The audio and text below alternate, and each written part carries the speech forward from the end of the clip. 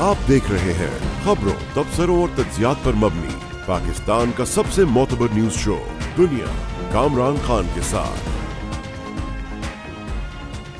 अस्सलाम वालेकुम, मैं हूं कामरान खान।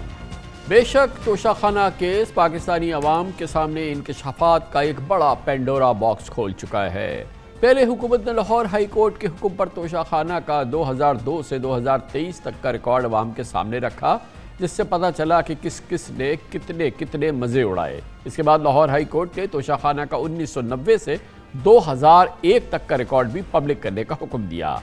इस हवाले से 2 रोज़ कबल अपने तफसीली फैसले में लाहौर हाई कोर्ट के जस्टिस आसिम हफीज़ ने जनाब जस्टिस आसिम हफीज़ ने वफाकी हुकूमत को 7 रोज़ के अंदर 1990 से मार्च 2023 तक के तहाइफ देने वालों के नाम भी सामने लाने का कहा। लाहौर हाई कोर्ट ने अपने तहरीरी फैसले में करार दिया कि कोई कानून से बालातर नहीं और ना किसी को अपने फ़ायदे के लिए रियासत को नुकसान पहुँचाने की इजाज़त है। तफसीली फैसले में कहा गया कि तहाइफ को छुपाना या उसकी कीमत अदा ना करना गलती है जो खराबी की रग़बत देती है। लिहाजा तवक्का की जाती है कि जिन्होंने भी तोशाखाने से तहाइफ लिए वो रज़ाकाराना तौर पर उसे डिक्लेयर कर दें।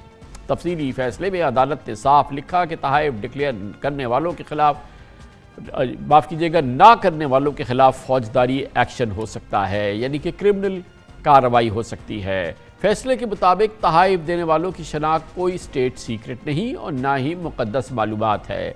सिर्फ तोशाखाना की मालूमात अवाम के साथ शेयर करने से इससे बैनुल-अक़वामी ताल्लुक़ात ख़राब नहीं होंगे। भला हो लाहौर हाई कोर्ट का अब 90 की दहाई में तोशाखाना की बहती गंगा में हाथ धोने वालों का रिकॉर्ड भी पब्लिक होगा और दूध का दूध पानी का पानी हो जाएगा। इत्तलात के मुताबिक 1990 से 2001 तक के दौरान 4 हुकूमतें थीं, ख़ासतौर पे 2 पाकिस्तान पीपल्स पार्टी की हुकूमतें, 2 पाकिस्तान मुस्लिम लीग नून की हुकूमतें। इस दौरान 816 अहम शख्सियात ने 2916 तहाइफ अपने पास रख लिए, जिनकी मालियत दर्जनों करोड़ों रुपए बनती है। हकीकी मालूमात क्या है, हकीकी उसकी मालियत क्या है, तो इसका कोई अगर बाकायदा ऑडिट होगा तो पता चलेगा। इस पूरे मामले पे बात करते हैं और इसके लिए हमने दावत दी है मारूफ इन्वेस्टिगेटिव जर्नलिस्ट जाहिद गिशकोरी हमारे साथ मौजूद हैं। बहुत बहुत शुक्रिया गिशकोरी साहब। ये बताइएगा कि पहले तो हमारे सामने आ गया था 2002 से 2023 तक का, फिर जज साहब ने कहा कि बड़ा एक इम्पॉर्टेंट ज़माना आप छोड़ दिया है 1990 और 2001 तक के, अब वो भी सामने आ गया है। ये दूसरा जो पहला पीरियड था 2002 से 2023, उसकी तो खूब तशहीर हुई, उसका बड़ा ज़बरदस्त एक अच्छा सा स्प्रेडशीट जो है वो हुकूमत ने जारी कर दी। लेकिन ये जो 1990 से लेके 2001 तक का मामला है, ये प्रॉपर तरीके से सामने नहीं आया। इसकी कितनी मालूमात है भी हमारे पास? देखिए खान साहब, 40 साल की जो इन्वेस्टिगेशन एक दौरानिया है, 7400 सरकारी गिफ्ट कम अज़ कम पाकिस्तानी आला हुकाम को मिले हैं। 1770 शख्सियात हैं जिन्होंने पिछले 40 साल में अपने बैरून मुल्क दौरों के दौरान ये तोहफे हासिल किए थे। और 2001 और 1990 के दौरान सबसे ज़्यादा रूल्स को वायलेट किया गया है। उसकी वजह यह है कि जो मैंने तहकीक की है उससे ये बात सामने आती है कि अगर आप 2001 से 2004, 2007, 2008, 2012 की पॉलिसी और रूल्स को देखें, उसमें बाकायदा तौर पर बताया गया है कि कोई भी एंटीक जो गिफ्ट होगा या गाड़ियां होंगी, मेरा फोकस कार गाड़ियां इसलिए हैं क्योंकि इसमें रूल्स की धज्जियां उड़ाई गई हैं। ये कार एंटीक गिफ्ट कोई ले ही नहीं सकता। 2001 का रूल उठा के देखिए, उसका जो शिक 10 है वो बाकायदा बता रहा है कि कोई कारें नहीं खरीद सकता जिसको ये मिली हैं। फिर 2007 के और रूल्स उठाइए। 2008 में मैं इसलिए फोकस कर रहा हूँ कि 3 उन कीमती गाड़ियों का जिक्र है यहाँ इस तोशाखाना में, जिसका नैब ने भी केस भेजा है। ये क्लियर कट वायलेशन है उस पॉलिसी की, काबीना डिवीज़न की, जिसके लिए पाकिस्तान के एक साबिक सदर, 2 वज़राए आज़म के नाम आते रहे हैं, उनके ख़िलाफ़ एक केस फाइल हुआ है। अगर आप ये देखिए, ये अहम शख्सियात पाकिस्तान की इस दौरानिए में 56 ममालिक, 657 انٹرنیشنل ٹرپس کر چکے ہیں، جس کے بدلے میں یہ ان کو تحفے ملے ہیں۔ اور اگر آپ خان صاحب یہ دیکھیے 70% جو تحفے ہیں جو کہ 4900 کے لگ بھگ ہیں وہ فری آف کاسٹ رکھے گئے ہیں۔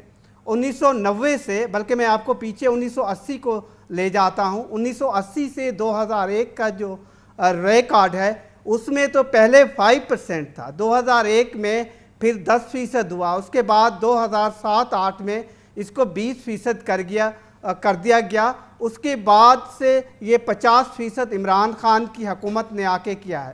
اور ایک اہم بات یہ ہے کہ auditor general of Pakistan custodian ہے آڈٹ کرنے کا، 4 سال تک اس کی ایک special investigation team, audit team کابینہ ڈویژن میں چکر لگاتی رہی ہے کہ ہمیں ریکارڈ دیجئے، ہمیں ایک اسپیشل آڈٹ کرنا ہے۔ اب بھی میری معلومات میں پچھلے ہفتے 4 دن آڈیٹر جنرل آف پاکستان کی وہاں پر ٹیم بیٹھی رہی ہے، اس نے یہ اسپیشل آڈٹ شروع کیا ہے۔ 2001 سے 1980 کی اصل فائل موجود نہیں ہے کابینہ ڈویژن میں، اور میں آپ کو اتھارٹی سے بتا رہا ہوں کہ جو پروٹوکول آفس ہوتا ہے فارن آفس آف پاکستان کا، اگر وہ گفٹ دیکھ رہا ہے وہ باقاعدہ ایک فائل جنریٹ کرتا ہے جس کی بنیاد پر ان گفٹ کو اسیس کیا جاتا ہے، اس کی اونرشپ دیکھی جاتی ہے کہ یہ گفٹ کس کو ملا ہے۔ گویا کہ ایک ملغوبہ ہے یہ بڑی امپورٹنٹ معلومات کا، اور آپ نے جیسے کہا کہ اس میں آپ کے نزدیک سب سے اہم بات یہ ہے کہ اینٹیکس اور گاڑیاں ایک ایسی چیز ہے جو کسی صورت میں نہیں رکھی جا سکتی، اور آپ نے اس میں 2008 کی بات کی اور اس میں گاڑیاں جو ہے، اور اس میں یہ بات بھی سامنے آئی تھی کہ ایک اور اس میں بہت اہم بات یہ کہ نواز شریف صاحب کو جب وہ کسی سرکاری عہدے پہ نہیں تھے ان کو گاڑی دی گئی اور انہوں نے وہ گاڑی لی، اور وہ گاڑی توشہ خانہ سے جو تھی وہ ایک خصوصی اختیارات کے تحت یوسف رضا گیلانی نے نواز شریف صاحب کو بھجوائی، اور پھر 2 گاڑیاں اس وقت کے صدر مملکت جناب آصف علی زرداری نے اپنے پاس۔ جی بالکل، جو دیکھیں متحدہ عرب امارات کی حکومت ہے، اس نے صدر زرداری کو، اس وقت آصف علی زرداری کو گفٹ کی یہ گاڑیاں، یہ بلٹ پروف گاڑیاں قیمتی ترین پاکستان کے لیے یہ تحفے تھے۔ اس کے علاوہ لیبیا کی ایک حکومت نے بھی، اور جو میری معلومات اب تک میں اکٹھی کر پایا ہوں کابینہ ڈویژن سے، کیونکہ ریکارڈ یا تو بظاہر لگتا ہے کہ جان بوجھ کے جو اوریجنل فائلز ہیں جس سے صحیح اسیسمنٹ نہ ہو سکے کہ یہ گفٹ کس کو ملا تھا، ایک لسٹ بنائی گئی ہے 1980 کے بعد سے، اس میں آپ جھول میں آپ کو بتانا چاہ رہا ہوں کہ کس طریقے سے پالیسی کو وائلیٹ کیا گیا ہے۔ اب عدالت کا یہ آرڈر آیا، یا رولز پہلے سے موجود ہیں، پینلائز کیا جا سکتا ہے، کیونکہ کوئی بھی آدمی جس کو گفٹ ملتا ہے، پبلک آفس ہولڈر کرتا ہے، یا عام آدمی ہے جو کہ پبلک آفس ہولڈر کے ساتھ باہر دورے پہ ہوتا ہے، اس کو 30 دنوں کے اندر یہ گفٹ بتانا ضروری ہے۔ اگر وہ نہیں بتاتا تو اس کے خلاف کرمنل پروسیڈنگ ہو سکتی ہے۔ آپ دیکھیے پاکستان کے سابق وزیر اعظم یوسف رضا گیلانی نے کم و بیش 41 انٹرنیشنل ٹرپ کیے ہیں۔ اگر آپ ریکارڈ اٹھا کے دیجئے کابینہ ڈویژن کا 40 سال کا جو ریکارڈ ہے، اس سے آپ کو لگے گا کہ صرف 19 تحفے ان کے ریکارڈ میں موجود نظر آتے ہیں آپ کو۔ تو یہ بظاہر ایسا لگتا ہے کہ ریکارڈ پورا موجود نہیں ہے، یا عدالت کو جو جج صاحب کے چیمبر میں دکھایا گیا ہے، دیا گیا ہے بار بار، وہ مکمل نہیں تھا۔ بہت شکریہ جناب زاہد گشکوری ہمارے ساتھ موجود تھے۔ کمرشل بریک، اس کے بعد ذکر کرتے ہیں ان معاشروں کا، ان ملکوں کے جہاں پہ میرٹ ہوتی ہے، جہاں صاف شفاف معاملات ہوتے ہیں، جہاں پر انصاف ہوتا ہے، اور سب سے بڑی بات کہ میرٹ ہوتی ہے برطانیہ۔ یہاں یہ تو ویسے ہے ولایت، مگر وہاں پہ اب دیسیوں کا راج ہے۔ بھارتی نژاد وزیر اعظم ہے، Scottish National Party Scotland کی سب سے بڑی علیحدگی پسند جماعت کے سربراہ ایک پاکستانی شخصیت ہو گئے ہیں۔ لندن کے میئر طویل عرصے سے ایک پاکستانی بس ڈرائیور کا صاحبزادہ ہے۔ یہ ہے برطانیہ، جہاں پر آج دیسیوں کا راج ہے۔ ولایت میں دیسیوں کا راج، اس کی بات کرتے ہیں چھوٹے سے وقت کے بعد۔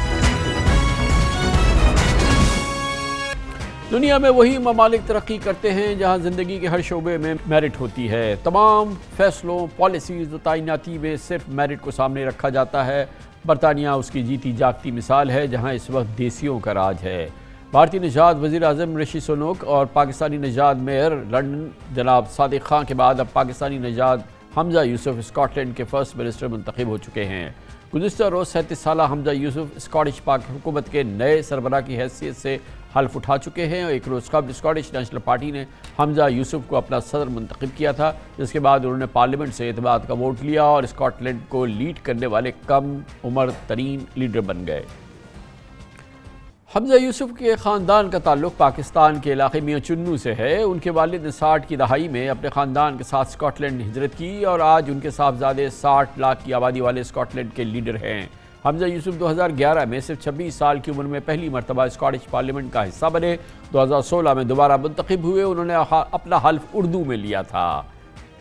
حمزہ یوسف صرف 12 سال کے عرصے میں ایک رکن پارلیمنٹ سے اسکاٹ لینڈ کے سربراہ تک کا سفر طے کر چکے ہیں. ماضی میں برطانوی راج نے جتنے بھی ظلم ڈھائے ہوں، آج حقیقت یہ ہے کہ وہاں ہمارے ملک اور معاشرے کے برعکس میرٹ کا راج ہے اور سیاست میں بھی میرٹ، اصول اور سچائی کو ہی مقدم جانا جاتا ہے. یہی وجہ ہے کہ اس وقت برطانیہ کے وزیر اعظم بھارتی نژاد رشی سنک حکمراں جماعت کی کنزرویٹو پارٹی کے سربراہ بھی ہیں. اس کے علاوہ 90 لاکھ کی آبادی والے دنیا کے عظیم ترین لنڈن کے میئر کے عہدے پر پاکستانی نژاد صادق خان فائز ہیں. صادق خان اپوزیشن میں لیبر پارٹی کے رہنما ہیں اور 2016 سے لنڈن کے میئر ہیں. نے رمضان کی ابتدا پہلے رمضان سے پہلے چاند رات کو لنڈن کے ویسٹ اینڈ میں پکڈلی کے علاقے میں روشنیاں جلا کے رمضان کو ویلکم کیا. یہ بھی ایک مثال اپنی ہے، ایک نظیر ہے جو کہ اس سے پہلے ہم نے کبھی نہیں دیکھی تھی. اس وقت برطانوی پارلیمنٹ میں بھارتی اور پاکستانی نژاد سیاستدانوں کی تعداد 30 سے بھی زیادہ ہے اور یہ اس لیے ممکن ہوا کہ ان کی قابلیت کو صرف میرٹ پہ پرکھا جاتا ہے. دلچسپ بات یہ ہے کہ حمزہ یوسف نے پارٹی سربراہ کا عہدہ سنبھالنے کے بعد وعدہ کیا ہے کہ وہ اسکاٹ لینڈ کو برطانیہ سے آزادی کا تحفہ دیں گے اور اس سلسلے میں لنڈن کی ایک اور ریفرنڈم کرانے کی بھی وہ کوشش کریں گے کہ ایک اور ریفرنڈم ہو اس سلسلے میں. جبکہ برطانوی وزیر اعظم بھی اس پر راضی نہیں ہے. گویا مستقبل میں برطانیہ کے حصے ہوتے ہیں یا نہیں، حصے بکھرے ہوتے ہیں، تو اس کا فیصلہ ایک پاکستانی نژاد اور ایک بھارتی نژاد سیاستدان مل کے کریں گے.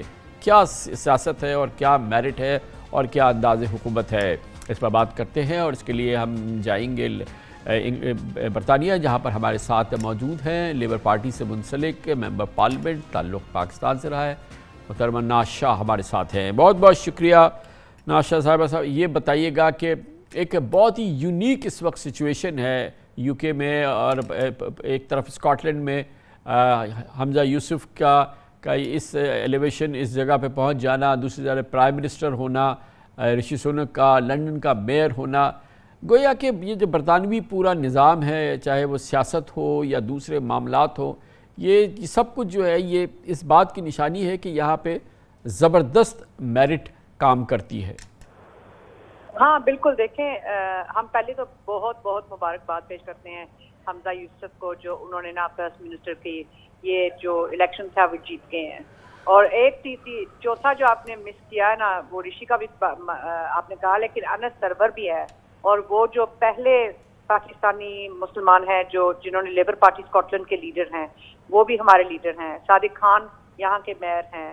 اب حمزہ یوسف وہاں کا پہلا فرسٹ منسٹر، اور وہ بھی انہوں نے اتنی خوبصورت سی نا ٹویٹ کی تھی کہ وہ نماز پڑھ رہے تھے کل روزہ افطار کے بعد، جو نماز پڑھ رہے تھے وہ انہوں نے گٹھے وہ اس بیوٹ ہاؤس میں پڑھی. تو ہمیں اس بات پر بہت بہت فخر ہے. یقیناً سب کو اس پہ فخر ہے. اس کے اثرات کیا ہوں گے؟ اور یہ بتائیے کہ جو برطانوی سوسائٹی کے اندر یہ جو ایملگمیشن ہے، جس کے اندر کہنے کو ہم یہ کہتے ہیں کہ وہاں پہ نسل پرستی ہے اور یہ ساری چیزیں، تو میں یہ جاننا چاہوں گا کہ جس ملک میں اگر اس لیول کی نسل پرستی ہو، وہاں پہ کیسے ممکن ہے کہ جو دوسرے اوریجن کے لوگ، انڈین اوریجن کے لوگ، پاکستانی اوریجن کے لوگ، وہ اس لیول کی ترقی کر سکیں؟ تو یہ جو نسل پرستی کی بات ہے یہ محدود ہی ہوگی نا پھر؟ نہیں. تو دیکھیں، دونوں چیزیں ساتھ ہو سکتی ہیں کمران. ترقی بھی ہو سکتی ہے. دیکھیں، کئی ملک ہیں، کئی ممالک ہیں، یہاں کے جو ممالک ہیں ویسٹرن ڈیموکریسی میں ہماری ترقی بہت زیادہ ہے، مگر یہاں کی عورتیں جو انگریز عورتیں ہیں ان کو برابر تک تنخواہ ابھی تک نہیں ملتی. تو وہ تو مسئلے ہر کنٹری میں ہوتے ہیں، چاہے جتنی بھی زیادہ آپ ڈیولپڈ کنٹری میں ہو، تو وہ تو ضرور ہوگی کہ آپ کو ڈسکریمنیشن تو ہر جگہ پر. یہاں جو ہیں وہ اگر انگریز عورتوں کو اب تک برابری نہیں ملی تو مسلمان عورتوں کے لیے تو پیچھے کی بات رہ گئی ہے. اور جو آگے نکل جاتے ہیں، ہم نکلے ہیں، ہم بھی، میں بھی. اب دیکھیں، میں اکثر کہتی ہوں جب پاکستان آتی ہوں کہ کاش اگر میری طرح کوئی لڑکی گاؤں کے تعلق رکھنے والی کوئی پارلیمنٹ پہنچ سکتی ہے پاکستان؟ تو وہ نہیں پہنچ سکتی، مگر یہاں سے واقعی ہمارے لیے اپرچونٹیز بہت زیادہ ہیں اس ملک میں، مگر یہ تو واٹس دا کی، اس کی چابی کیا ہے ناشا صاحبہ کہ آپ لوگ اس بیک گراؤنڈ سے، حمزہ یوسف، آپ، ان گنت دوسرے پاکستانی اور انڈینز جو کہ بہت ہی ہمبل بیک گراؤنڈ سے، صادق خان انتہائی ہمبل بیک گراؤنڈ سے آئے اور اس تیزی سے اس لیول تک پہنچ گئے برٹش پالیٹکس کی، تو اس کے سب سے بڑا جو کریڈٹ ہے وہ کس چیز کو جاتا ہے جس نے اس طرح کی؟ وہ یہ ہوتا ہے، جی دیکھیں کمران، ایک ہوتا ہے کہ کام ہمیں 10 گنا زیادہ کرنا پڑتا ہے.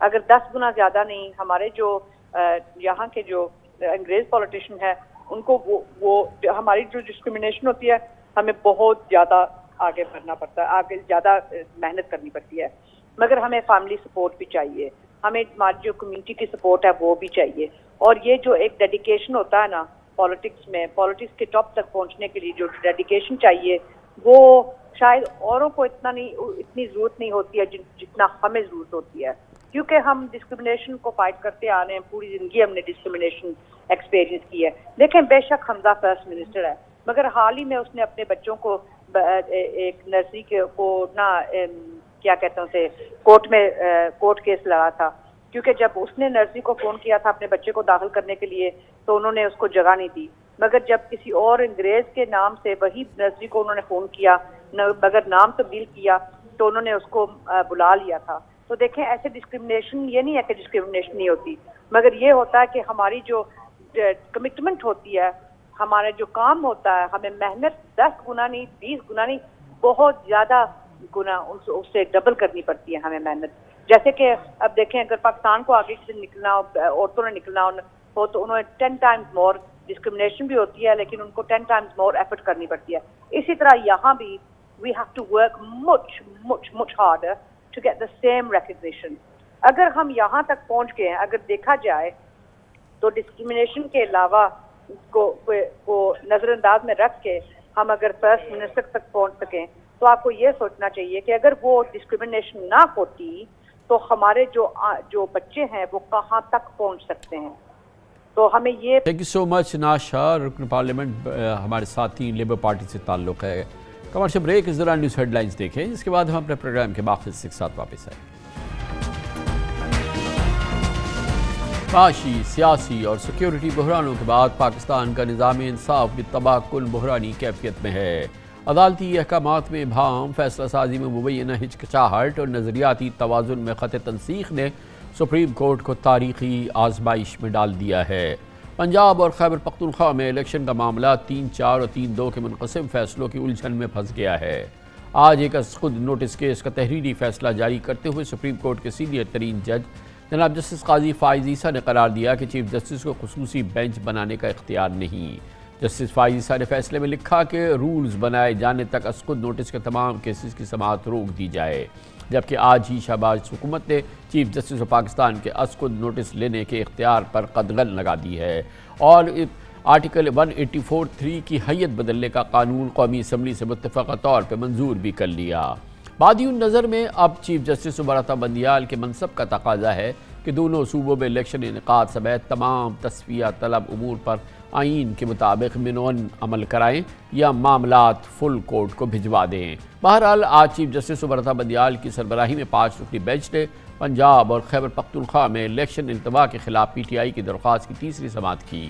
ابتدا میں ہی بینچ کے رکن جسٹس جمال خان مندوخیل نے کہا کہ از خود نوٹس پر سپریم کورٹ کا فیصلہ 3-4 سے ہے. ان کا کہنا تھا کہ میں وضاحت کرنا چاہتا ہوں کہ میں نے صرف سپریم کورٹ کے انتظامی مسائل کو اندرونی معاملہ کہا تھا، لیکن میں اپنے اختلافی نوٹ پر قائم ہوں. جسٹس جمال مندوخیل نے ریمارکس دیے کہ سپریم کورٹ کے اکثریتی فیصلے نے از خود نوٹس کو مسترد کر دیا تھا. آرڈر آف دی کورٹ 4 ججز کا فیصلہ ہے. اکثریتی ججز کے مطابق انتخابات کا حکم نہیں دیا گیا. اس پر چیف جسٹس عمر بندیال نے ریمارکس دیے کہ ہمارے چیمبرز میں جو کچھ ہوا یہاں وہ زیر بحث نہیں آنا چاہیے. جسٹس منیر اختر نے معلوم کیا کہ کیا اقلیت خود ساختہ طور پہ دعویٰ کر سکتی ہے کہ وہ اکثریت میں ہے. جسٹس منیر اختر نے کہا کہ ساری دنیا کو پتہ ہے کہ فیصلہ 3-2 سے تھا. اگر جسٹس جمال مندوخیل ریمارکس نہ دیتے تو میں یہ بات نہ کرتا. گویا سماعت کے دوران چیف جسٹس عمر بندیال نے الیکشن التوا کے پر سخت سوالات کے ساتھ ساتھ معاملے کو مصالحانہ انداز میں نمٹانے کی بھی ہدایات دیں، تجاویز دیں اور فریقین سے مفاہمت کی یقین دہانی طلب کی، لیکن در حقیقت یہ معاملہ جس طرح 3-4 اور 3-2 کے شک و شبہ میں الجھ گیا ہے، اس ابہام کا تقاضا ہے کہ سپریم کورٹ کے تمام ججز پر مشتمل فل کورٹ تشکیل دے دیا جائے۔ متعدد نامور ماہر آئین و قانون بھی یہی کہہ رہے ہیں۔ صدر مملکت عارف علوی نے بھی منقسم سپریم کورٹ ججز کے نظریاتی اختلافات پر تشویش کا اظہار کیا۔ انہوں نے کہا کہ اسمبلیز کی تحلیل کے وقت ہی انہوں نے عمران خان سے کہہ دیا تھا کہ اکتوبر میں بھی الیکشن ہونا مشکل ہیں۔ اتفاق کی بات ہے کہ ایک جانب 90 دن میں الیکشن انعقاد کے آئینی پابندی کی کھلم کھلا خلاف ورزی ہو رہی ہے۔ سپریم کورٹ کے حکم کے باوجود الیکشن کمیشن نے صدر مملکت کی دی ہوئی تاریخ منسوخ کر دی۔ فی الحال سپریم کورٹ بھی کسی نتیجے پر نہیں پہنچ پا رہی۔ پنجاب اسمبلی کی تحلیل کو 70 دن اور خیبر پختونخوا کی اسمبلی کی تحلیل کو 65 دن گزر چکے ہیں۔ دوسری جانب شہباز حکومت بڑی پھرتی سے منمانی قانون سازی کر رہی ہے اور آج قومی اسمبلی میں supreme court practice and procedural bill متفقہ طور پر شق منظور کر لیا گیا۔ اس بل کی قومی اسمبلی سے منظوری کے بعد وزیر خارجہ بلاول بھٹو نے عدالتی اصلاحات کے قانون کے نام پر نظام انصاف کے خلاف خوب بھڑاس نکالی۔ آج ایک اہم پیش رفت میں جس کی شاید ابتدائی طور پہ پیپلز پارٹی حمایت نہیں کر رہی تھی، جب supreme court chief justice Pakistan کے از خود نوٹس کے اختیارات کے حوالے سے نئی قانون سازی کی گفتگو جاری تھی قومی اسمبلی کے فلور پر، تو پاکستان مسلم لیگ نون سے تعلق رکھنے والے وزیر قانون جناب اعظم نذیر تارڑ اور پاکستان مسلم لیگ نون کی خواہش سامنے آئی کہ اس کا اطلاق اب ماضی سے ہو، یعنی کہ گزشتہ جب بھی 184(3) یا اس کو نوٹس کے حوالے سے جو فیصلے آئے ہیں اس پر بھی نظر ثانی کا اطلاق ہونا چاہیے، وہ اس پر بھی نظر ثانی ہو سکی، گو کہ اس سے پہلے اس قانون کو اب مستقبل کے لیے اس پر اثر یہ لاگو ہونا تھا، مگر بہرحال یہ اب اس میں ایک ترمیم کی گئی جس کا مقصد یہ ہے کہ جناب نواز شریف اور دوسرے متاثرین جو از خود نوٹس کے ہیں اب وہ بھی نظر ثانی کر سکیں گے۔ اس موضوع پہ بات کرتے ہیں اور اس کے لیے ہم نے دعوت دی ہے، ہمارے ساتھ موجود ہیں آج ایک بار پھر محترم شاہد خاقان عباسی، سابق وزیر اعظم پاکستان مسلم لیگ نون کے ہیں اور پاکستان مسلم لیگ نون کے چوٹی کے رہنما۔ بہت بہت شکریہ عباس صاحب۔ یہ فرمائیے گا، جب ہم آپ سے گفتگو کر رہے ہیں، پاکستان اپنے تاریخ کے بدترین معاشی، سیاسی، سیکیورٹی بحران سے گزر رہا ہے، اب ایک عدالتی بحران ہے، دوسری جانب مہنگائی اپنی تاریخ کی بدترین سطح پہ کھڑی ہے، انفلیشن کا برا حال ہے، رمضان کے دن ہیں، بے روزگاری ہے، کارخانے بند ہو رہے ہیں۔ اس جو صورتحال ہے، جو ایک میلٹ ڈاؤن کسی کیفیت ہے، اس کا کیا حل ہے آپ کے نزدیک؟ حل وہی ہے جو ہم نے ماضی میں غلطیاں کی ہیں، اس کا سبق سیکھیں اور ان کو درست کریں۔ آج جہاں پر پاکستان کھڑا ہے، اس میں جہاں پولیٹیکل لیڈرز کا قصور ہے یا پولیٹیکل پارٹیز کا قصور ہے، جہاں اسٹیبلشمنٹ کا قصور ہے، جہاں پر جوڈیشری ہے، وہ اس سے بری عظمہ نہیں ہے۔ جوڈیشری کے فیصلوں کا ایک بڑا اثر اس ملک کی سیاست اور معیشت پر ہوا ہے، اور وہی اثرات ہیں جو آج ہم سب بھگت رہے ہیں۔ تو ہمیں آج ذرا ایک کھلے دل سے ایگزامن کرنا پڑے گا، گریبان میں جھانکنا پڑے گا کہ ہم کرتے کیا رہے ہیں اور اس کی درستگی کرنی پڑے گی۔ یہ آج جو بل آیا ہے، میں پچھلے 35 سال سے پارلیمان میں آتا جاتا ہوں، اتنا آبجیکٹو اور اتنا کلیئر بل اس سے پہلے شاید کبھی اسمبلی میں نہ آیا ہو۔ اس پر تنقید کو کرے تو مجھے سمجھ نہیں آتی کس بات پر تنقید کر رہے ہیں، کیونکہ آپ نے ایک واضح بات کی ہے کہ ایک ایسے اختیارات جو سپریم کورٹ استعمال کرتا رہا ہے سو موٹو کے، اور وہ استعمال کر کے ایسے فیصلے کیے ہیں جو ملک کی معیشت اور ملک کی سیاست پر بہت گہرا اثر رکھتے ہیں، تو آج ان پر کم از کم کچھ تو آپ نے لمٹس لگانی ہے، کچھ اس سسٹم کو بہتر کرنا ہے، اس میں ٹرانسپیرنسی پیدا کرنی ہے کہ ایسے فیصلے آئندہ نہ ہوں اور ملک کے معاملات پر اثر انداز نہ ہوں۔ بے شک بھائی صاحب، یہ ایک ایسا ضرورت تھی جس کی بازگشت ہم مسلسل کئی دہائیوں سے سن رہے ہیں، اور خود پولیٹیشینز اور پارلیمنٹ ہی اس بات کو بلیم کرنا چاہیے کہ انہوں نے یہ قانون اس سے پہلے نہیں کیا، بلکہ ریزسٹ کیا، اور کب کیا اور کس نے کیا وہ آپ کے علم میں ہے، تو اس کو باقاعدہ مزاحمت کی کہ ایسا نہ ہو اور یہ چیف جسٹس کے اختیارات کو محدود نہ کیا جائے، لیکن چلے اب ہو گیا۔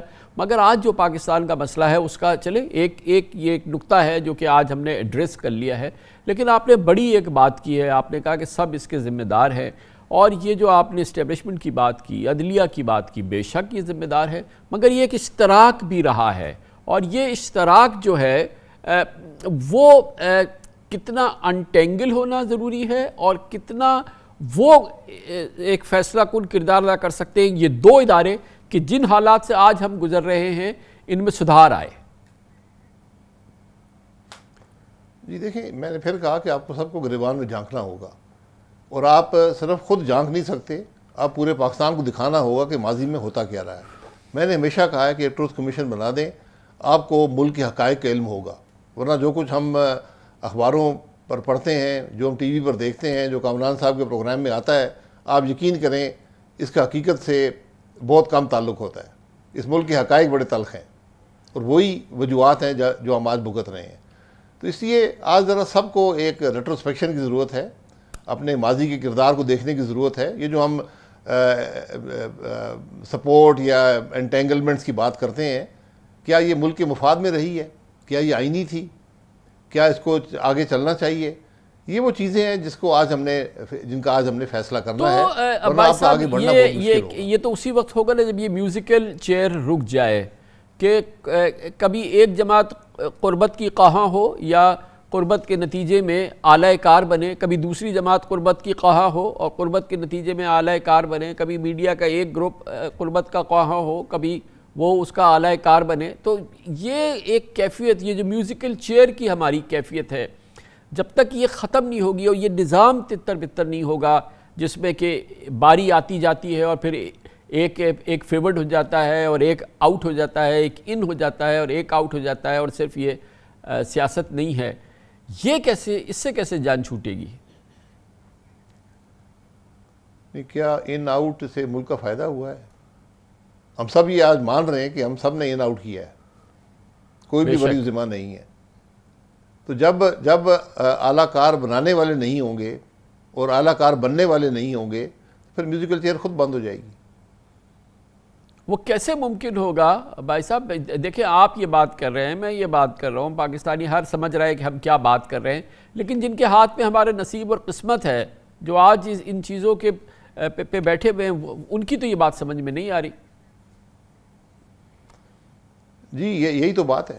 آج جو ملک کی لیڈرشپ ہے، political leadership, military leadership, judicial leadership, آج ان کی ذمہ داری ہے کہ اس کرائسس سے باہر نکلنے کا راستہ تلاش کریں، اور کوئی حل نہیں ہے۔ یہاں پر کوئی آئین میں قدغن نہیں ہے کہ یہ سب مل کر نہیں بیٹھ سکتے۔ جب ملک میں کرائسس ہوں تو سب کی ذمہ داری ہے، یہ صرف ان کے پاس چوائس نہیں ہے، یہ ذمہ داری ہے کہ مل کر بیٹھیں اور اس کرائسس سے باہر نکلنے کا راستہ تلاش کریں۔ کون بٹھائے گا بھائی صاحب اس کو؟ آپ ضرور یہ کہیں گے جواب میں کہ خود بیٹھے ہیں، وہ یہ بالغ لوگ ہیں، یہ تجربہ کار لوگ ہیں، یہ خود بیٹھے، لیکن ایسے بیٹھ تو نہیں رہے ہیں۔ کون ہے جو کہ ان کو بٹھائے، ان کے دلوں کو نرم کرے، یہ سختیاں جو ہے وہ کسی صورت سے یہ پگھلیں؟ تو یہ کیسے ممکن ہے؟ دیکھیں، میں آئین کے دائرے کے اندر اگر بات کروں، جو پولیٹیکل جو ہے پارٹیز ہیں، یہ لیڈرشپ ہے، وہ تو فریق ہیں، وہ تو حریف ہیں۔ تو باقی دو فورسز رہ جاتی ہیں، دو پوزیشنز رہ جاتی ہیں، چیف جسٹس کی اور آرمی چیف کی۔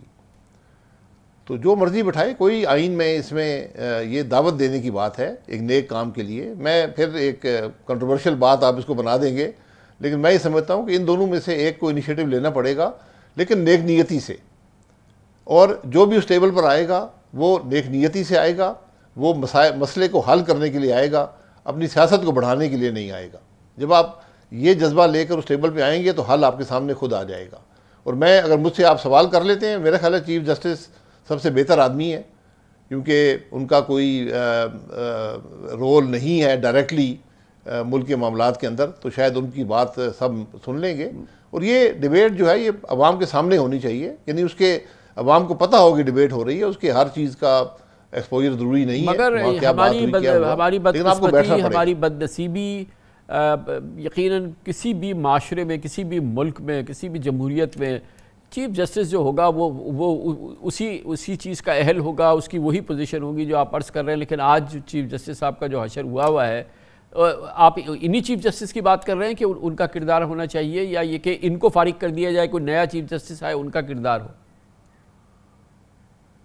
نہیں، میں عہدے کی بات کر رہا ہوں. اصل میں یہ جو رول تھا یہ صدر پاکستان کا ہوتا ہے، لیکن بدقسمتی سے انہوں نے پچھلے 5 سال میں ثابت کیا کہ وہ اس سارے معاملے میں ایک فریق ہیں. وہ ایک پارٹی کے ورکر یا پارٹی کے لیڈر سے اوپر وہ اپنے آپ کو ڈس ایسوسیٹ نہیں کر سکے، اپنے آپ کو ایک غیر جانبدار شخصیت کے طور پر پروجیکٹ نہیں کر سکے. بدقسمتی ہے. اچھے آدمی ہیں، میں ان سے میری دوستی بھی ہے، دوستی میں یک طرفہ ہی شاید ہو لیکن دوستی ہے، تو لیکن وہ نہیں کر سکے. تو اب چیف جسٹس کا عہدہ جو ہے وہ کر سکتا ہے. اگر عمرتاب بدیال صاحب یہ سمجھتے ہیں کہ وہ اس کے قابل نہیں ہے یہ کرنے کے، تو اپنے عہدے سے استعفیٰ دیتے ہیں. چند مہینوں کی بات ہے، نیا جو چیف جسٹس آئے گا وہ بیٹھ کر وہ فیصلہ کرنے کی پوزیشن میں ہوگا. لیکن آج کسی نہ کسی نے بٹھانا ہے، مل کر بات کر دی. پھر میں نے پہلے کہا کہ اس جذبے سے اگر آئیں گے کہ ہم نے مسئلے کا حل ڈھونڈنا ہے، سیاست کو اپنی تقویت نہیں دینی، ملک کے مفاد کو ترجیح دینی ہے، تو حل آپ کو نکل آئے. تو at the end of the day ہم نے الیکشن سے ہی اپنا حل نکالنا ہے نا بھائی صاحب، کہ ایک عوام کو حق حاصل ہو کہ وہ جب تک ہم جمہوریت ہیں کہ وہ اپنا ووٹ دیں، اور اس کے بعد جو حکومت آئے اس کے مینڈیٹ کو تسلیم کرے، اور اس کے بعد پھر گاڑی آگے بڑھے. جی بالکل. لیکن یہ بالکل ہر چیز کا حل الیکشن میں ہوتا ہے.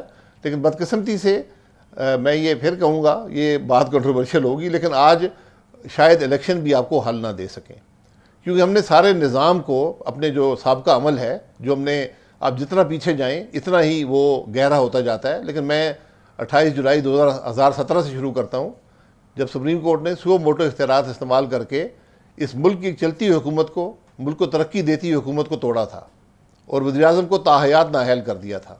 اس ملک کے سب سے پرانے سیاستدان، اس ملک کے سب سے زیادہ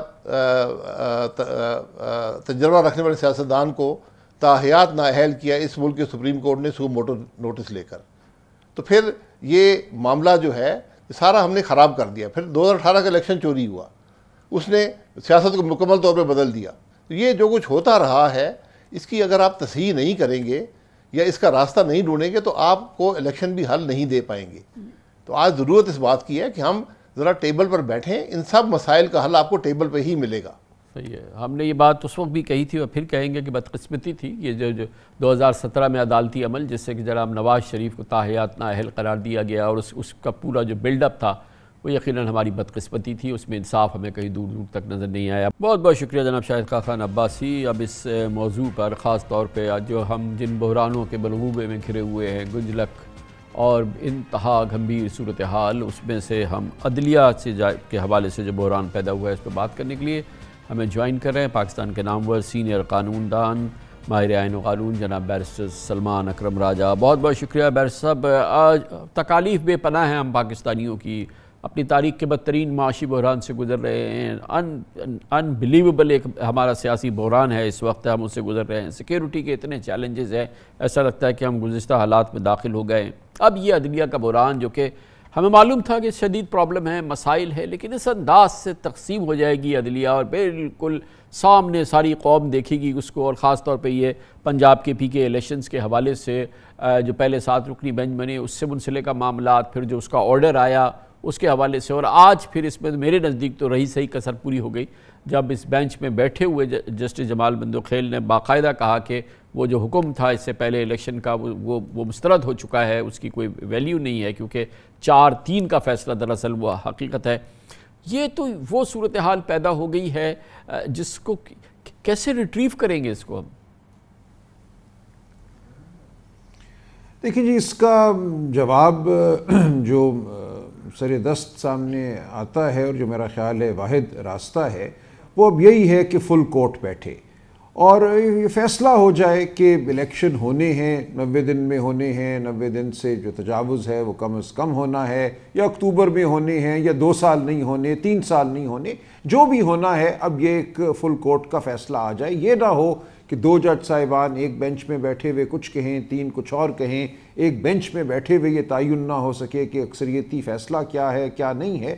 جو کچھ بھی ماضی میں ہوا، مگر اس میں یہ فرمائیے گا اس سب کو سامنے رکھیں. یہ فرمائیے گا کہ جو اصل سوال ہے قوم کا جس کو آپ نے دہرایا ابھی کہ بھائی الیکشن ہونے یا نہیں ہونے ہیں، 15 دن کے توقف سے ہونے ہیں، آئین کے حوالے سے 90 دن میں ہونے ہیں، نگران حکومتیں ابھی 90 دن میں ختم ہونی ہے جو آئین کہتی ہے، یا مزید 180 دن وہ چل سکتی ہیں یا 200 دن چل سکتی ہیں. اس سوال کا جواب چاہیے قوم کو. یہ جتنا بھی 7 رکنی بینچ کا پہلا معاملہ تھا اور پھر یہ جو ابھی یہ معاملہ ہے، اس میں وہ سوال کہیں کھو گیا ہے. تو مجھے خدشہ یہ ہے یا میری یہ خوف ہے کہ 15 رکنی بینچ میں بھی کہیں یہ نہ کھو جائے. وہ کہیں کہ آپ نے یہ غلط کیا اور آپ نے غلط از خود نوٹس لیا، آپ نے یہ تمام چیزیں جو غلطی ہیں، ہم اس رگمرول میں نہ کھو جائے، ہمیں اصل سوال کا جواب ملے. یہ کیسے ممکن ہے 15 رکنی ضرور ہو جائے لیکن سوال کا جواب تو مل جائے.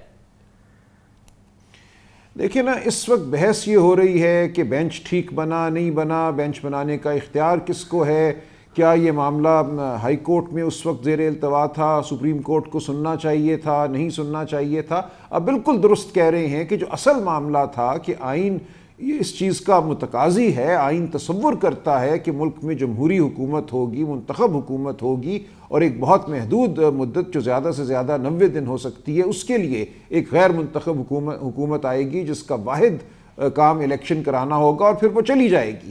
یہ ایک آئین کا بنیادی تقاضا ہے اور اس تقاضے کو نظر انداز کیا جا رہا ہے. اصل کھلواڑ آئین کے ساتھ یہی ہو رہا ہے کہ مقتدر حلقوں نے اور جو حکومتی جماعتیں ہیں انہوں نے پہلے دن سے تہیہ کیا ہوا تھا کہ ہم نے آئین پر عمل نہیں کرنا، 90 دن میں الیکشن نہیں کرانے. اور اس کا مقصد بالکل واضح ہے کہ ایک سیاسی یہ تدبیر ہے یا سیاسی خوف ہے. لیکن اس سب کو ایک طرف رکھ کے اب ہم اس بحث میں الجھے ہوئے ہیں کہ ہائی کورٹ میں ہونا چاہیے تھا معاملہ یا سپریم کورٹ میں ہونا چاہیے تھا، اپیل آنی چاہیے تھی، یا یہ آرٹیکل 184(3) کے تحت معاملہ آنا چاہیے تھا، بینچ کس کو بنانا ہے. تو میں یہ عرض کر رہا ہوں کہ اس تمام معاملے کو رکھتے سپریم کورٹ کے سامنے، فل سپریم کورٹ کے سامنے، اور وہ اگر کہتے ہیں کہ نہیں آپ جائیے ہائی کورٹ سے فیصلہ کرائیے یا ہائی کورٹ کا جو فیصلہ ہوا ہے اس پہ عمل کیجئے تو ٹھیک ہے.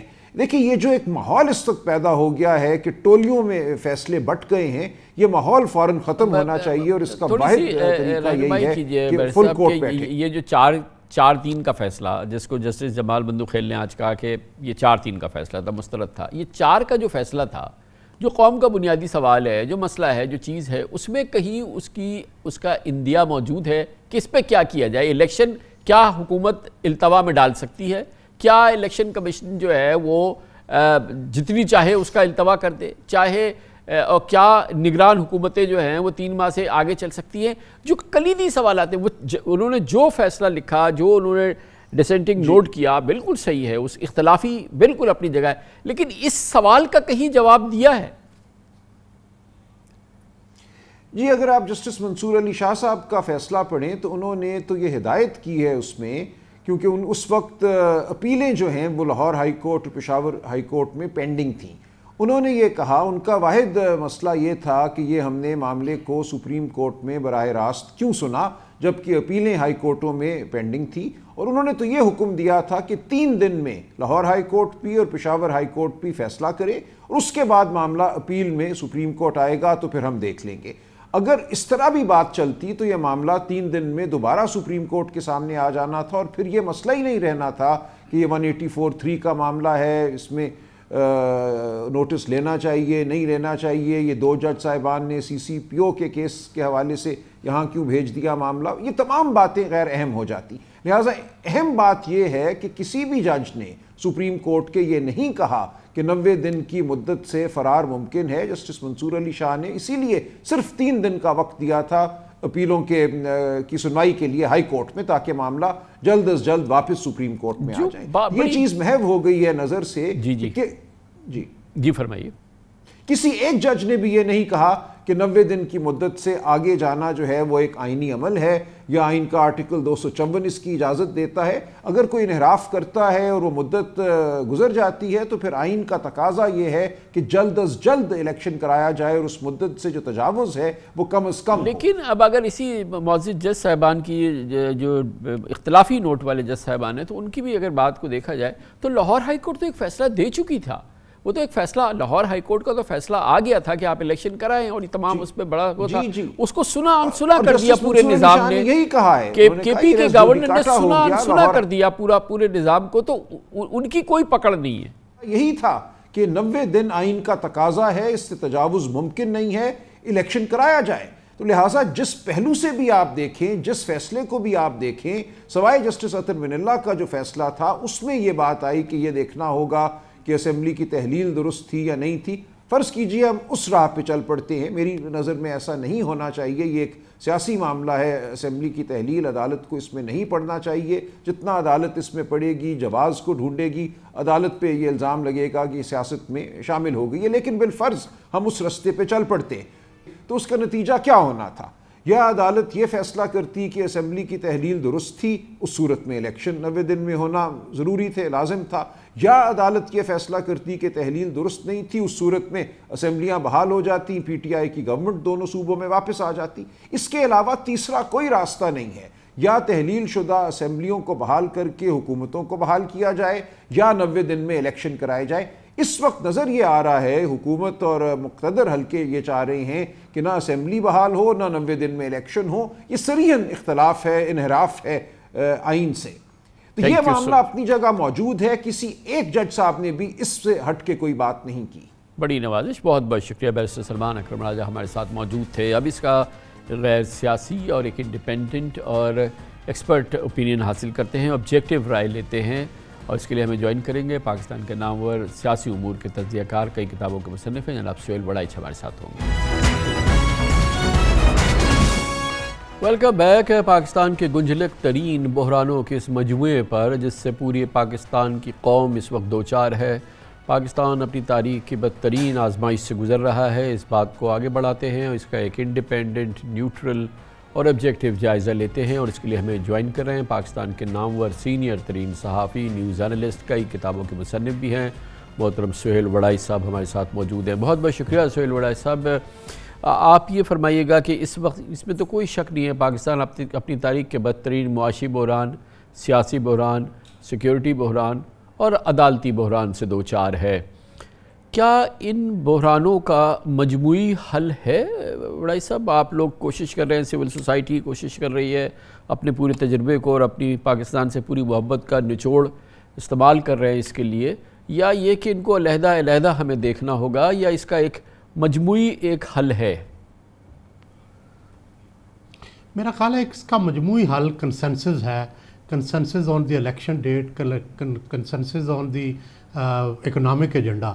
یہ تو دیکھیں آپس میں بیٹھ کے ہی طے ہو سکتا ہے کہ کم از کم آپ الیکشن کی ڈیٹ اور الیکشن کے پروسیس پر کیئر ٹیکرز پر اتفاق کریں، یہ ویسے بھی آئینی طور پر ضروری ہے، تو یہ کر لیں، اور اس کے ساتھ ساتھ ایک اکنامک ایجنڈے کا طے کر لیں کہ اگر آئی ایم ایف کا معاملہ ہے یا دوسرے معاملات ہیں تو کم از کم ایک دوسرے کی مخالفت نہ کی جائے، ایک دوسرے کے لیے مشکلات پیدا نہ کی جائیں۔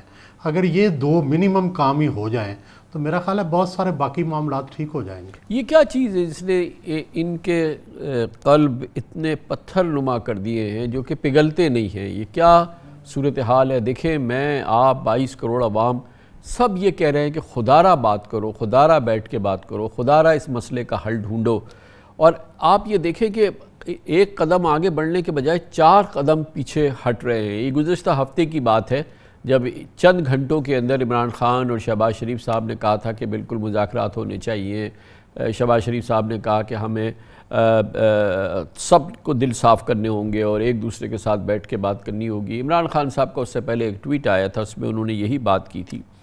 آئندہ روز ظاہر ہے جو اگلا دن آیا اس دن پھر وہ زمان پاک کی کارروائی ہوئی، اور اس کے بعد سے بجائے اس کے کہ اس پہ کسی قسم کی کوئی پیش رفت ہوتی یا اس میں کوئی بڑی کوئی مزاحمت آتی یا کوئی فریق کہہ دیتا کہ ایسا نہیں ہوگا، یہ پھر ایک دم پورا انٹینگل ہو گیا ہے۔ اور کل شہباز شریف صاحب نے کہہ دیا کہ پہلے عمران خان جو ہے اپنے گناہوں کی معافی مانگیں اور پھر وہ معافی مانگیں اداروں سے اور تمام قوم سے اور سب سے، گویا کہ وہ ایک ایسی شرط انہوں نے لگا دی جو کہ ناقابل عمل تھی۔ تو یہ تو کیفیت ایسی ہے کہ پیچھے ہٹتے جا رہے ہیں بجائے اس کے کہ ایک آدھ قدم آگے بڑھیں۔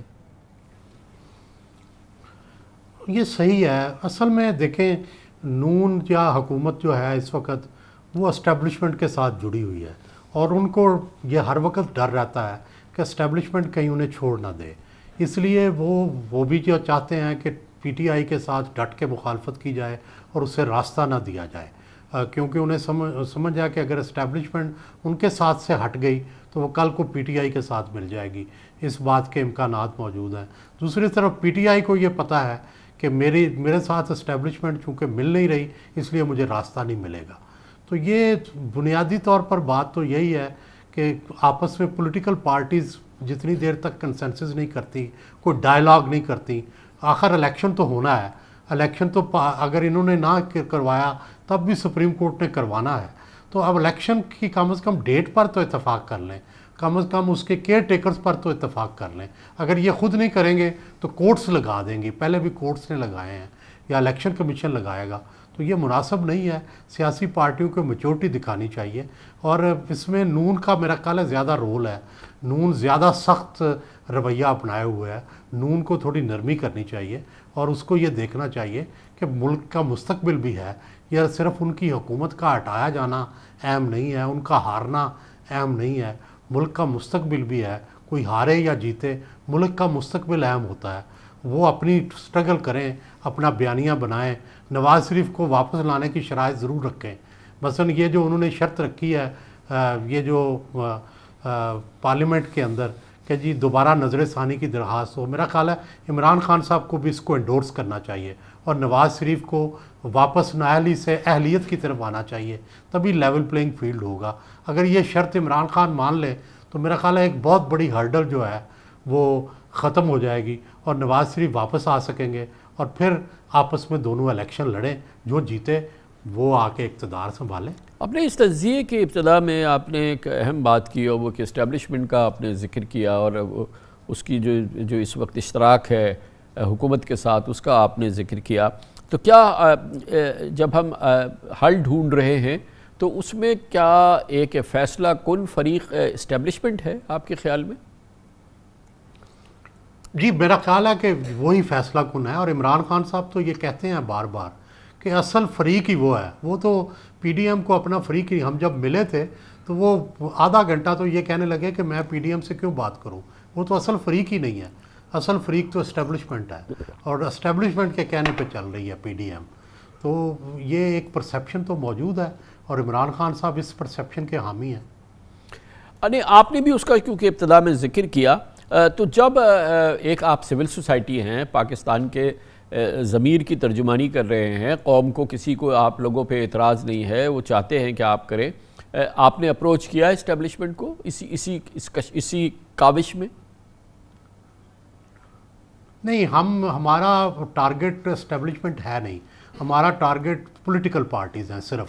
ہم صرف چاہتے ہیں کہ پولیٹیکل پارٹیز ڈائلاگ کریں، اسٹیبلشمنٹ اپنا کام کرے۔ اسٹیبلشمنٹ کے ساتھ ڈائلاگ تو نہیں کیا جاتا، وہ پولیٹیکل پارٹیز اپنے طور پہ کریں یا نہ کریں۔ ہمارا کام سول سوسائٹی کا کام ہے کہ پولیٹیکل پارٹیز کو جو ہے وہ آپس میں بٹھا دیں، اور پھر وہ اپنے معاملات خود طے کریں اسٹیبلشمنٹ کے ساتھ۔ لیکن ہم جیسے پاکستانیوں کے لیے تو یہ بڑی دل شکن بات ہے کہ جب سے آپ کی انیشیٹو شروع ہوئی ہے، آپ کاوش کر رہے ہیں، محنت کری ہے آپ نے، اب کوشش کی ہے، تو اس دوران بجائے اس کے کہ ہمیں کچھ بہتری نظر آتی، کچھ ہم پیش قدمی کرتے نظر آتے امن کی جانب، ہم تو بہت خراب صورتحال ہو گئی ہے پچھلے 3-4 دن کے اندر۔ تو یہ درست ہے، میرا خیال ہے کہ یہ جو دباؤ پڑا ہے اس پہ نون نے ریئیکٹ کیا ہے، حکومت نے ریئیکٹ کیا ہے، اور حکومت یہ فی الحال نہیں چاہتی ڈائلاگ، اور حکومت فی الحال آل پارٹیز کانفرنس بھی نہیں چاہتی، کنسنسس بھی نہیں چاہتی۔ وہ شاید اسٹیبلشمنٹ کی طرف دیکھتے ہیں، وہ سمجھتے ہیں کہ اگر انہوں نے یہ انیشیٹو لیا تو اسٹیبلشمنٹ سے دوری نہ ان کی ہو جائے۔ تو میرا خیال ہے اچھا، اس میں دیکھیں بہرحال یہ سیاستدان ہے، پاکستان مسلم لیگ نون کتنی بڑی ایک سیاسی جماعت ہے، اور کس قدر بہرحال پاکستان کی مقبول ترین جماعت تھی، 1 سال پہلے تک تو تھی، اور پھر اس کے بعد اب جو گفتگو ہے اور جو ساری کیفیت ہے اس میں آپ نے رانا ثناء اللہ صاحب کی گفتگو دیکھی، پوری دنیا کی ہیڈ لائنز بن گئی، پھر کل شہباز شریف صاحب کی تقریر آپ نے دیکھی، پھر آپ نے یہ جو گفتگو پچھلے 3-4 دن کے دوران ہے کہ ماریں گے مر جائیں گے، یہ کر دیں گے، وہ کر دیں گے، یہ کر دیں گے، یہ پچھلے 3-4 دن کے اندر یہ ڈیولپ ہوا ہے۔ پرہیپس یہ لاہور کا جو جلسہ ہوا ہے عمران خان کا، اس نے کافی صورتحال بدل دی۔ لیکن یہ کرنا نہیں چاہیے، یہ نون کو یہ رویہ سوٹ نہیں کرتا۔ لیکن پرابلم یہ ہے کہ وہ یہ سمجھتے ہیں کہ عمران خان ہمیں حکومت سے نکالنا چاہتا ہے، اور حکومت سے نکال کے ہم سے انتقام لے گا۔ بنیادی طور پر اسٹیبلشمنٹ ہو، حکومت ہو، سب کو یہ خدشہ ہے کہ عمران خان آیا دوبارہ تو سب سے انتقام لے گا۔ عمران خان کا یہ فرض ہے کہ وہ کم از کم بے نظیر بھٹو کی طرح یا اس سے پہلے کے جو حکمران ہیں ان کی طرح ایسے سی بی ایمز کا اعلان کرے کہ جس سے اسٹیبلشمنٹ کو بھی یہ یقین دہانی ہو کہ عمران خان آیا تو کوئی ریاستی پالیسیوں میں تبدیلی نہیں کرے گا، کوئی ریاست سے بدلہ نہیں لے گا، کسی سے انتقام نہیں لے گا۔ اسی طرح انہیں یہ چاہیے کہ حکومت کو بھی یہ جو ہے نون کو بھی یہ یقین دہانی کرائیں کہ جو پچھلی دفعہ جس طرح سے احتساب ہوتا رہا ہے، جس طرح سے ہر ایک کو پکڑا گیا ہے اور پھر وہ عدالتوں کے ذریعے چھوٹے ہیں، وہ یہی عمل دوبارہ نہ دہرایا جائے، بلکہ اس کے لیے کسی اور بہتر عمل جو ہے احتساب کا اس کا جو ہے وہ ارادہ کریں۔ یہ پچھلے سال کی طرح کا یا پچھلے سالوں کی طرح کا اگر احتساب ہوگا تو ظاہر ہے کوئی بھی نہیں چاہے گا کہ عمران خان کی حکومت دوبارہ آئے، نہ اسٹیبلشمنٹ چاہے گی نہ جی ہاں، بس یہ احتساب کی ہماری ایک روایت بن گئی ہے 1990 سے، یہ ہم روایت دیکھ رہے ہیں، ہر حکومت نے ایک احتساب کے عمل کو پھر فوجی حکومتیں وہ کرتی ہیں۔ یہ جو تاثر آپ نے ذکر کیا ہے، یقیناً اس کی بعض گشت ہم بھی سنتے ہیں کہ ایک احساس ہے، ایک طرح کا کہنا چاہیے خدشہ ہے یا خوف ہے کہ عمران خان آ گیا تو پھر یہ سکورز سیٹل کرے گا، یہ پولیس کے ساتھ کرے گا، یہ اسٹیبلشمنٹ کے ساتھ کرے گا، یہ جو اس وقت کی اپوزیشن ہوگی اگر وہ الیکشن جیت جاتا ہے، جس کا خیال یہی ہے کہ الیکشن تو وہ جیت جائیں گے، آج اگر الیکشن ہوئے تو عمران خان الیکشن جیت جائیں گے۔ تو یہ آپ نے ان سے کہا اس تاثر کو نفی کرنے کے لیے جب آپ تمام لوگ ملے اور انہوں نے آپ کو بڑا ویلکم کیا، تو یہ بھی تو ایک گفتگو تھی جو کہ ان تک پہنچانی ضروری ہے کہ یہ آپ اس تاثر کو زائل کریں کہ اب آپ اس راستے پہ نہیں چلیں گے، بھول جائیں گے۔ کہنے کو انہوں نے جملے کچھ کہے لیکن ابھی تک اس پہ لوگوں کو یقین نہیں ہے اور عام آدمی کو بھی یقین نہیں ہے۔ ایک عام یہ عمران خان صاحب سے نہیں بات کی ہوئی، جی ان کی ٹیم سے ہم نے ضرور بات کی ہے، ہاں، عمران خان کی ٹیم سے یہ ضرور بات ہوئی ہے کہ آپ اس تاثر کو زائل کریں۔ عمران خان سے براہ راست جو گفتگو تھی وہ تو مختصر تھی اور آل پارٹیز کانفرنس کے متعلق تھی، اور زیادہ تر عمران خان نے گلے شکوے کیے کہ ان کے ساتھ کیا سلوک کیا جا رہا ہے، تو انہیں اس وقت تو بنانا مقصود تھا کہ آپ آل پارٹیز کانفرنس میں شرکت کے لیے آمادہ ہو، تو وہ تیار ہو گئے، لیکن ان کے ساتھیوں سے ہم نے مسلسل کنوے کرتے رہتے ہیں کہ آپ اپنا یہ جو طریقہ کار ہے جس سے یہ تاثر ابھر رہا ہے کہ آپ انتقام لیں گے، آپ کسی کو نہیں چھوڑیں گے، آپ سیاستدانوں کو دھمکیاں دیتے ہیں، پولیس والوں کو، آپ فوجیوں کو، ہر ایک کو دھمکیاں دیتے ہیں، تو کم از کم یہ دھمکیاں بند کریں اور کوئی سی بی ایمز ایسے کریں جس سے تاثر ہو کہ آپ آئیں گے تو کوئی ریاست میں کوئی بھوچال نہیں آئے گا اور آپ آ کے اپنی اکنامک پالیسیز یا اپنی سوشل پالیسیز پہ عمل کریں گے، باقی کوئی ریاستی پالیسی سے چھیڑ چھاڑ نہیں کریں گے۔ تو جس وقت میں آپ سے بات کر رہا ہوں وڈائی صاحب، ایک اور وہ تھا مگر اتنا واشگاف انداز میں سامنے نہیں آیا تھا، یہ عدالتی بحران۔ ایک یہ رہی صحیح کسر سپریم کورٹ اور اس کے اندر یہ بدترین تقسیم اور ایک کس قسم کی صورتحال پیدا ہو گئی ہے، جنگ و جدل کی کیفیت ہے، ایک اوپن ریولٹ ہو چکا ہے۔ اس سے کیسے یہ قوم نمٹے گی؟ ایک جانب یہ ہے، دوسری جانب معاشی بحران ہے، دوسری جانب تیسری جانب اسٹیبلشمنٹ کے حوالے سے آپ کو پتہ ہے کہ ایک حلقے میں کم از کم بہت تحفظ ہے، اس کا پھر وہ بہت ہی بے ہنگم طریقے سے اس کی تشہیر ہوتی ہے، یہ ساری چیزیں۔ تو یہ سیاست سے علیحدہ بھی تو ہمارے مسائل بے پناہ اس وقت گنجلے کو گھمبیر ہو گئے ہیں۔